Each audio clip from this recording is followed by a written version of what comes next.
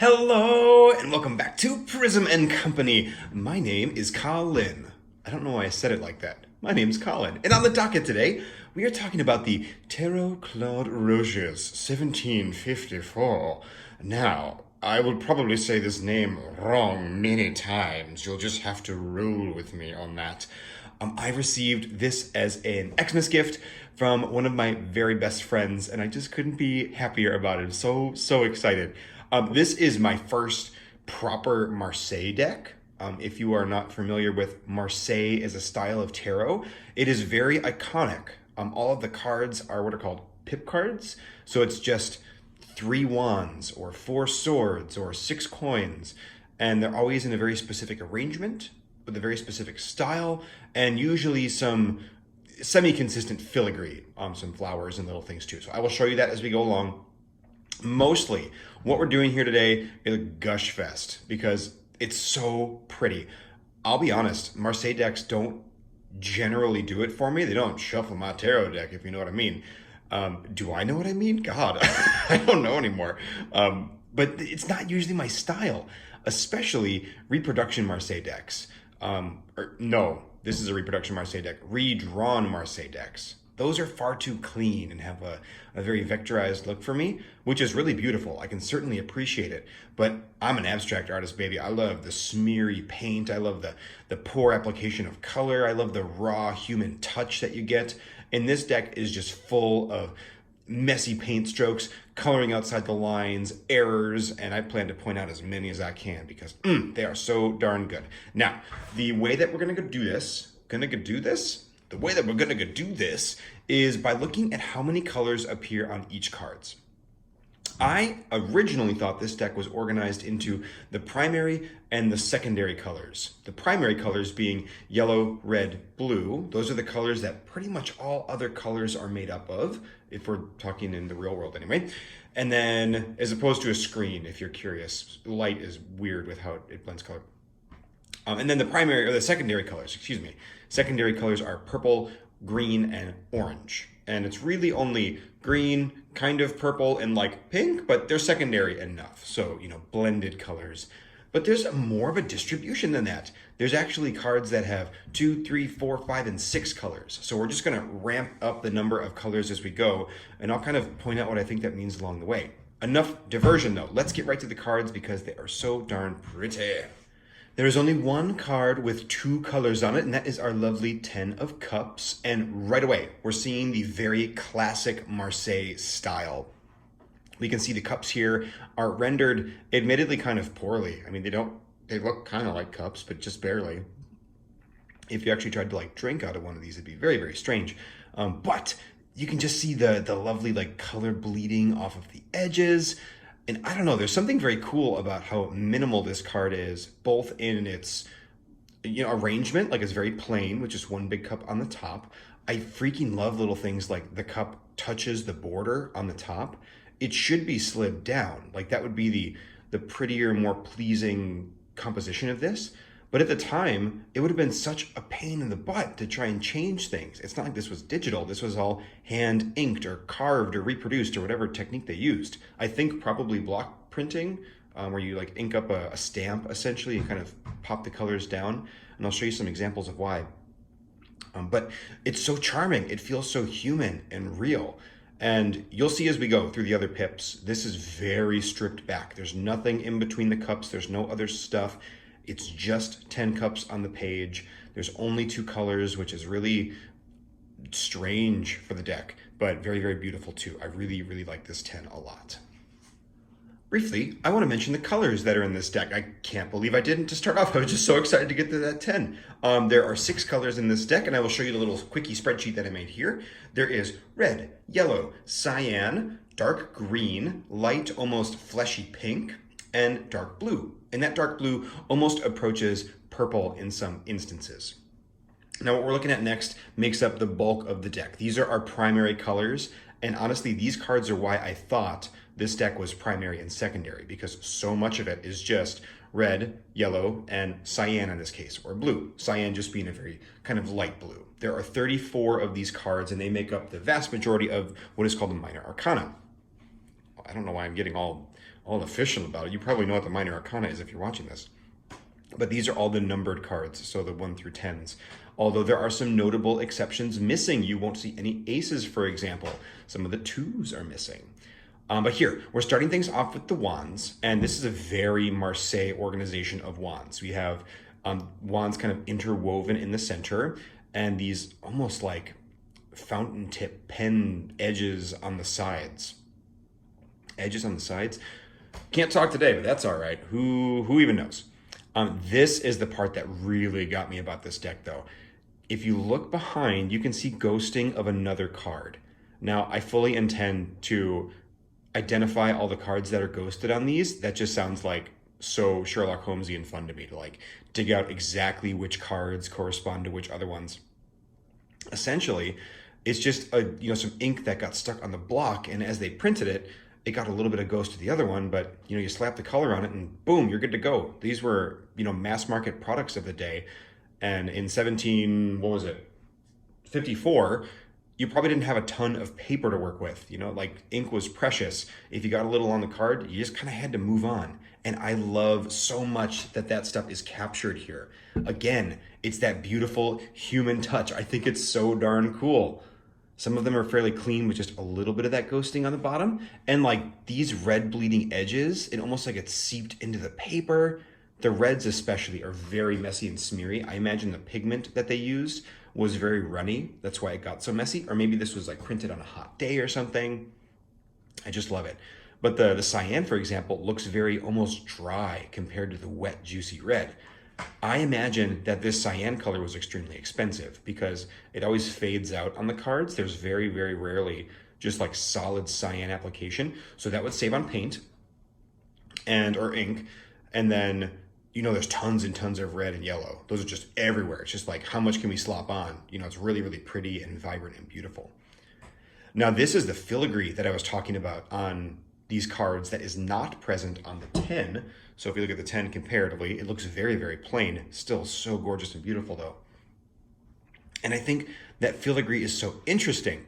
On some of the wands, like take this one, in the odd numbered cards, there's a vertical wand going through, and this filigree kind of mirrors that. For me, it actually makes it really hard to read. Like on first glance, that looks like the 7 of wands to me because the filigree runs up and down and is red. Sometimes the filigree will be a different color, as in blue. I would love to know why the artist chose the colors that they did. To be perfectly honest, I think that they just sort of ran with them. Like, there's a lot of red and blue here, or a lot of red and yellow, so let's put some blue just to like break it up. But then they didn't do that here with yellow. Like, it just seems really haphazard and weird. And not to down this artist at all, I think it's very pleasing. I think it was more like compositionally chosen as opposed to trying to make it look realistic, I suppose I should say. Like this plant, there's no way that it would be all these colors. Plants just don't work like that. They all typically are a single unified thing, but it's so much more pleasing to the eye that it kind of ebbs and flows and shifts like this. As you can see, all the treatment of the pips are the same. So each cup generally looks the same, across the entire suit, although they're all hand drawn. And oh my God, let's just pause again and just appreciate the subtle variety in this deck. It is very samey, admittedly. The color palette is the same across. The filigree, the cups, and all these are the same. But take these two cards side by side. Here we have very elaborately colored plant life. Even like double colored berries pointing at this cup. And here we have the ghost of a plant, and just the tips and the foliage, not the foliage, the blooms are, stained cyan and blue, just like little licks of red. How cool is that? Like, what a weird choice to color in some cards fully, and most of them. Oh my God, look at the smears on this one. That's just a straight up error right there, and I absolutely love it. Like, that's so cool. But I almost get the idea that, they were coloring these. They tried to do this one and it got super smeary, and they're like, oh, that kind of looks cool. Let's just leave it off. Or maybe it was getting too hard to ink, so they had to leave some of this, empty to wrap around. They didn't want it bleeding into the cups, for example. Like right there, things get a little bit messy in a very gorgeous way. It's so cool, though. It's so freaking weird. And I think there is this overlap of weirdness meeting beauty in this deck for me. it feels a lot like abstract art. Here, side note, we are moving into the swords, which look very little like actual swords, except for the odd cards, which have the vertical sword in the center, but it's very distinct for a Marseille deck, so you can tell which cards are which. And they do the same thing that the wands do to make them even further confusing by having these swords overlap with that beautiful blue cyan staining. Oh, I love it. And like the swords are red. Like blue seems more like steel, and this just feels like you stab someone. Like it's so cool. I just love it. Oh my goodness, more of that beautiful ghosting happening. There's one sword in particular I want to find, this one, the 10. It has this leaf perfectly in the center. You couldn't have planned that. It looks like the artist intended that for that to be there, but it's absolutely an error. And it's those whimsical, accidents and happenstances that make for really amazing abstract art when there's no intended no intended like subject. You just, splatter paint onto the page or move things or push things or add texture. The whole idea with abstract art is that you just want it to look appealing. Everywhere on the page that you look, you want something interesting to be happening, whether that's lots of little detail or texture or a wash of color so your eye can sort of get lost in it. And this is doing the exact same thing for me. The paint is applied smeary and messy. Obviously, they were going for a composition here. Like you can tell that these are swords, but then just these little errors that come into play breathe so much life into it and just make it feel like, oh my gosh, like you can imagine the human that lived hundreds of years ago and printed that and probably said like, oh, damn it. Like, oh, we got another one with the leaf on it, George. And then, they just moved on because they had to, because this was their job. Like, I think it's so easy to romanticize tarot and like what it is. But at the end of the day, this printer was probably like, yeah, all right, 10 of swords, moving on, next one. And, I assume with something this plain, obviously there's lots of filigree, but like it's just swords, and here we're moving into the coins now. This is, just like card game fodder at this point. That's certainly where tarot came from, almost certainly, but it's really hard to not view a Marseille deck as a playing card deck with extra stuff added onto it. Now, the last card in this set that I want to show off is the 2 of coins. This card in a Marseille deck always, or almost always, has this beautiful S on it, showing off the artist's name. This is a very easy way to identify which deck you're looking at, because you can just read the name on it. But they've done a really clever thing here. They've overlapped the cyan on the yellow. Because we're using 2 primary colors, they are mixing to create a secondary color. So it's mixing to create green. Now, green is a color. Oh, my leg fell asleep, sorry. Yeah, green is a color. Thank you, Colin. Green is a color used in this deck very specifically. They literally printed the color green onto the page. So why wouldn't they print green here?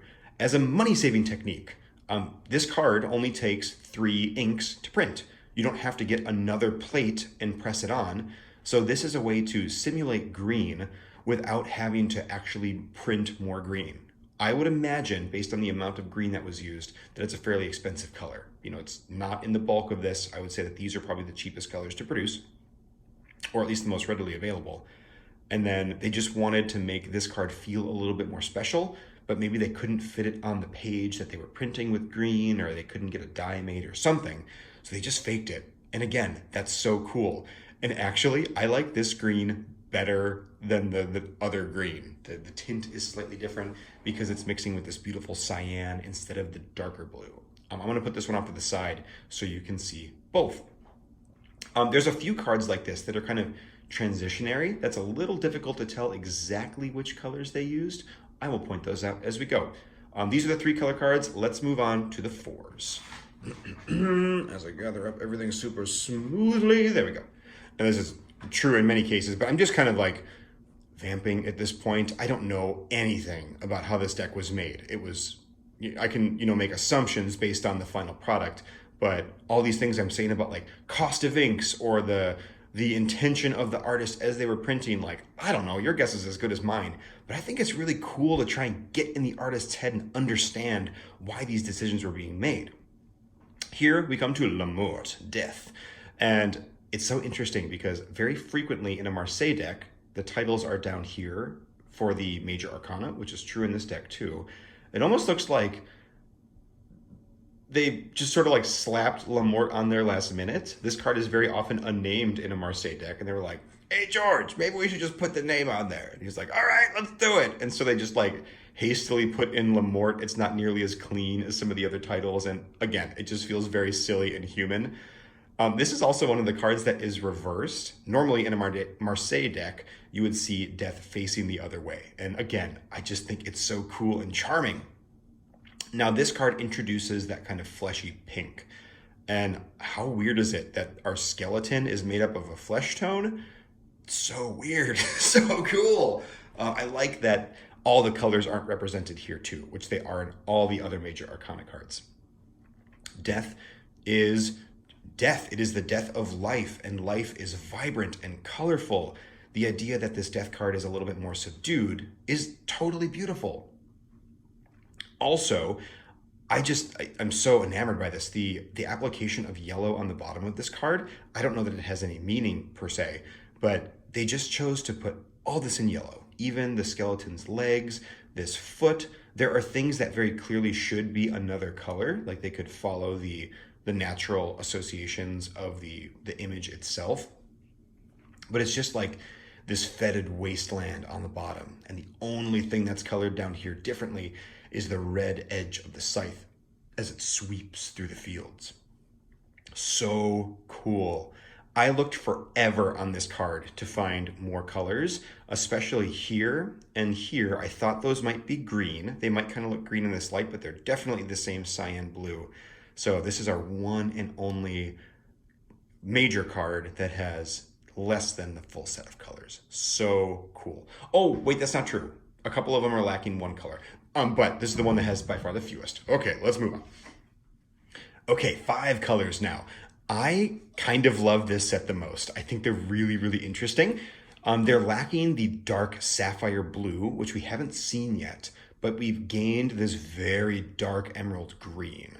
So let me just lay out a few of these guys and we'll take a peek at them. Oh, can we get all 5? We sure can. That dark green is really overbearing. It creates this point on the composition where your eye just sinks into. It's very dramatic in a way that our other cards have not necessarily been. And let's take a look at, say, the lighter cyan created blue versus, or the cyan created green, excuse me, versus the green. You can see it's almost like deeper and richer. Not deeper. This card is deeper. Words have officially left me.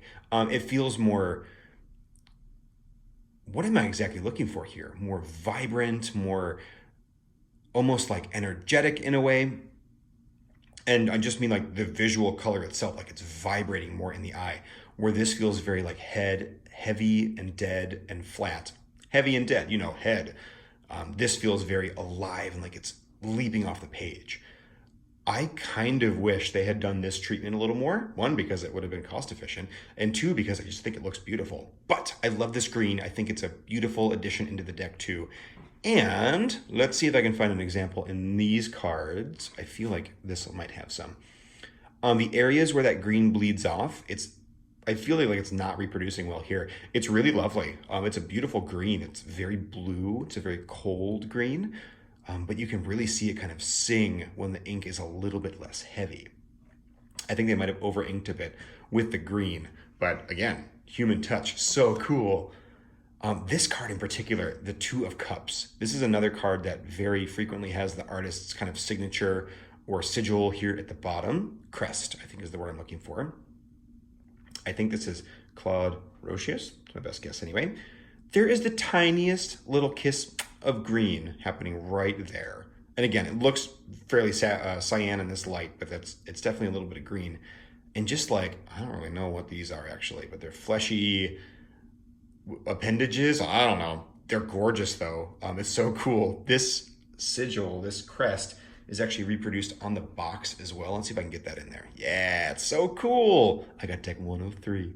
And it's just like such a calling card for the artist, because it literally is. Like, this is a signature in many ways, in the same way that the 2 of Coins is a signature. I love that the 2s are the artist's signature cards. That's so cool. Oops, I should probably leave the 2 of Cups in here as we talk. This is our one major Arcana card, the World, that does not contain that darker blue. Very interesting that the card that contains all of these, ideas and things lacks one of the 6 colors in the deck. Like, that's totally wild to me, but how cool. And can we just appreciate this derpy looking horse? And like, I think that's a lion with like a Santa hat on. I don't know. I absolutely love it. It's so great. But we also have our other aces, except for the ace of coins, which contains more colors than the world, because why not? We're going crazy. Now, here is a beautiful example of that kind of color smearing and blending. I'm curious. If not, I have another example. Yeah, I think this is the color green used over yellow. You can tell it is a warmer tone than this. This looks more blue, where this looks more green, but it's still very light and springy, where this is dark and heavy. So there is that color overlay happening, which is just gorgeous all over the place. Let's move into our final set here, which is also nice and big and juicy. This is going to be the 6 color cards.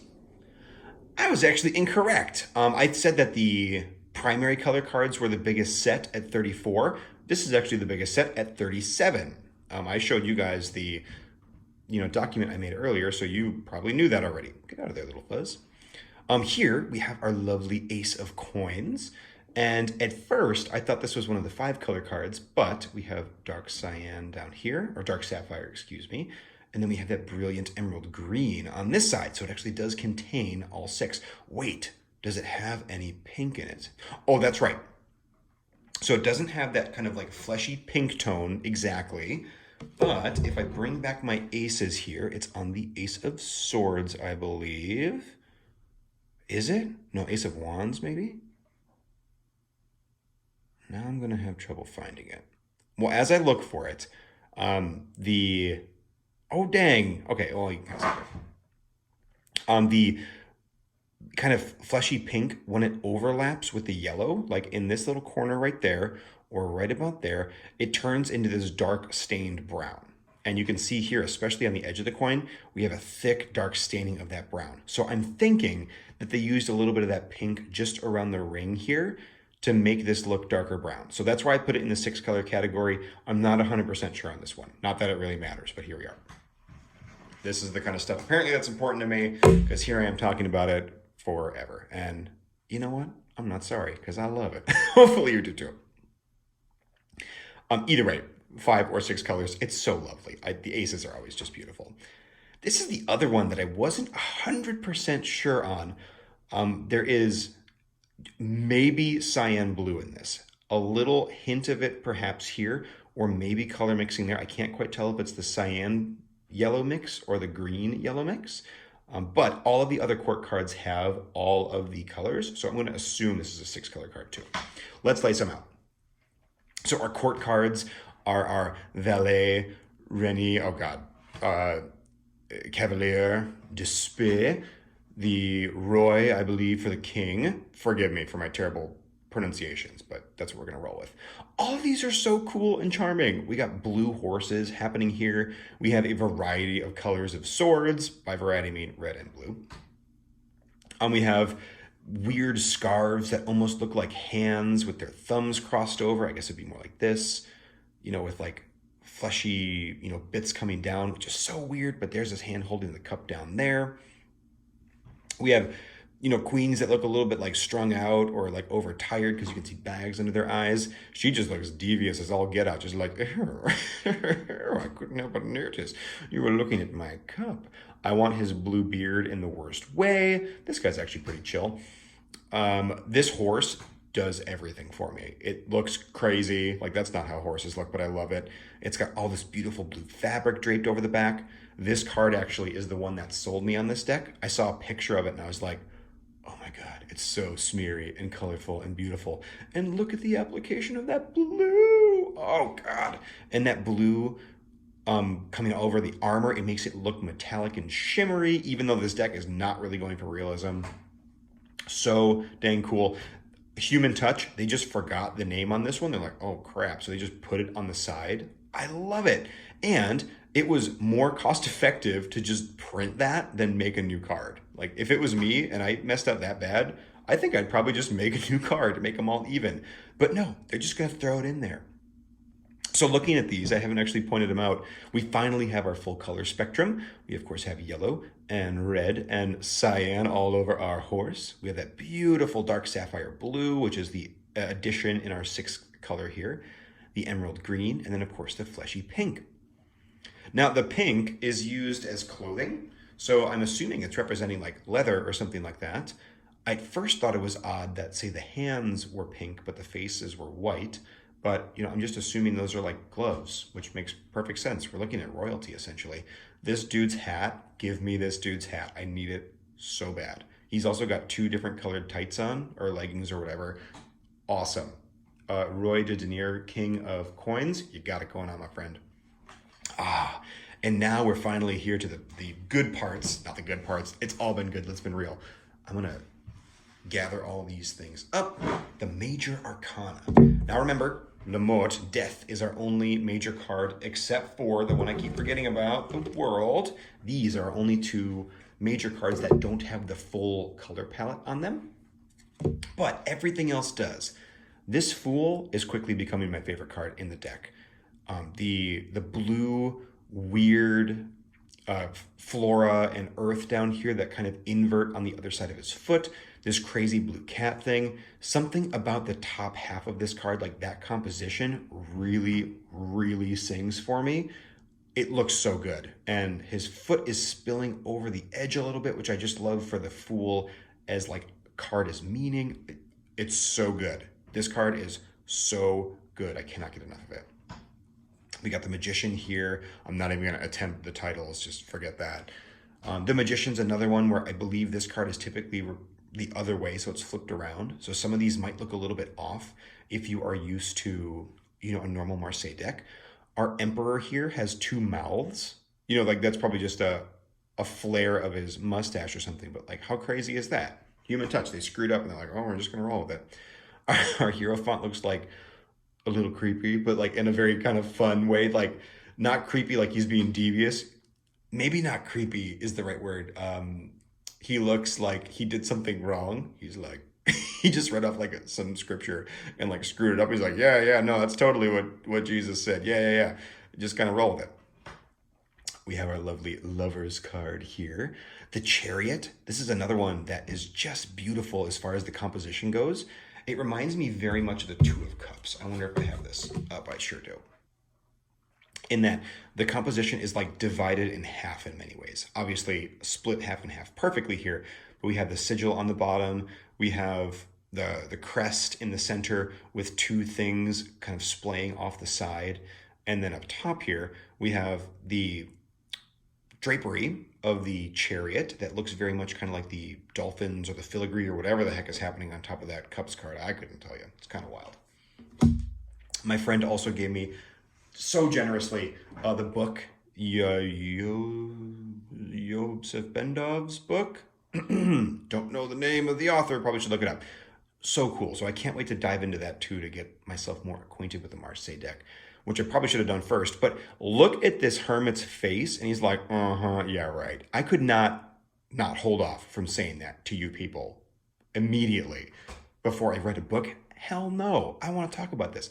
Wheel of Fortune, another card that is reversed in this deck. But look at that crazy monkey. He's got like a skirt on. It's so cool. Our Blue Lion with our like crazy sort of like tripped out face happening up there. Oh, it's so good. This is the card that is on the front of the box. I think it's a beautiful card to choose, quite frankly, because it's got that really lovely bleeding of color, which isn't done a whole lot in the deck. So it makes this card stand out as having even more colors than just the 6. Lovely, lovely. Temperance here, we have the Devil. There's often a face on devil stomachs, which is very iconic, but I'm digging this one. Everything about this deck is like so cool. Our Tower, which is flesh colored, little suggestive there perhaps. Our very diva looking star card, which I'm just loving. Something about this moon gets me every time. I love moons and suns anyway. These 2 are absolutely no different.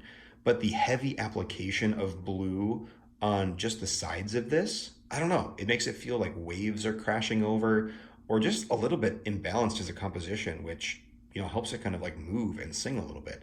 And that sun is really cool and has got flesh tones in it, which is absolutely outrageously weird, and I love it. And then, oh, we have our, why did I put this at the end? The Knight of Cups. I don't exactly remember, but let's enjoy the errors, shall we? There is just a crack running down this guy's face. That's awesome. This horse, they overprinted the yellow, even though they didn't do it on this hoof. They just forgot to cut those out. Absolutely love that. And let's just enjoy this blue horse's face, because how deliciously absurd is that? So good is the answer. So good. I cannot say enough nice things about this deck. It is so silly and ridiculous. And it's got all this cool subtlety to it. I'll be honest, like flipping through it the first time, it's a Marseille deck. It is a little bit straightforward. That is what they were designed to be. But between the error and the charm, I'm gonna mix these up just a little bit, and all of these different, subtle applications and uses of color, there's a lot to sort of, oh my God, we're gonna leave this one off to the side and put it on top. There's a lot to appreciate in this deck. And, I can't wait to dig into the Marseille-ness of it, but even just as an object, as art, as a mini museum of, this artist's work, it's gorgeous. I could not be more excited to have this in my hands. And just, it was the most beautiful, perfect gift coming from this friend, which I appreciate so much. Thank you, buddy. All right, there we got enough cards. We will leave the Fool right in the center, Lamont. I so hope you guys enjoyed. I plan on doing more with this deck once I figure out some of the symbolism. I might talk about how color relates to that or all sorts of things. But for now, I'll just leave you with the Gush Fest. Thank you so much for joining me, everybody, and I look forward to seeing you next time. Bye-bye.